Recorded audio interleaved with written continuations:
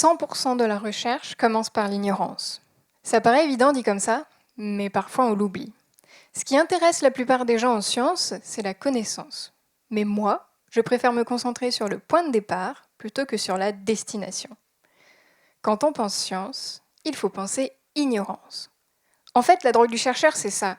Ne pas savoir, c'est grisant, ça nous tient éveillés, ça nous dope. Vous imaginez bien que ce n'est pas pour le statut ou le salaire qu'on est doctorant. C'est pour l'excitation qu'on ressent quand on pense à nos travaux.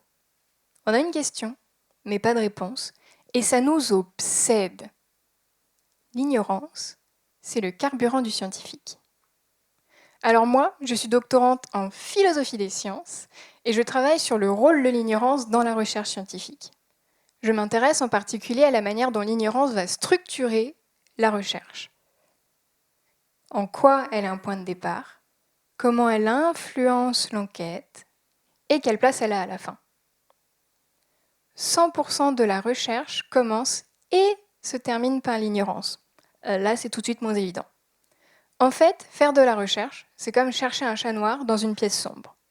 Première étape, on identifie notre ignorance. On entend un chat miauler, on se rend compte qu'on ne sait pas où il est. Deuxième étape, on formule une question. À quel endroit dans la pièce le chat se trouve-t-il ? Troisième étape, on développe une méthode qui va nous permettre de répondre à notre question. Est-ce qu'on prend la mesure de la pièce ? On prend sa température ? On peut aussi chercher un interrupteur ou bien tâtonner dans le noir jusqu'à tomber sur le chat. Quatrième étape, vient la découverte.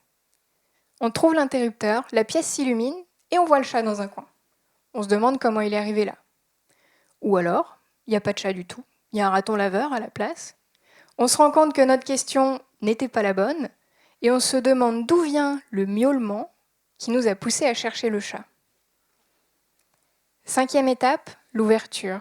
Dans tous les cas, la recherche nous mène à d'autres questions, donc d'autres ignorances, qu'on poursuivra ensuite ou non. Moi, je m'intéresse à la manière dont les chercheurs se rapportent à l'ignorance, comment ils l'identifient, la sélectionnent, l'investiguent, la formulent, la dépassent.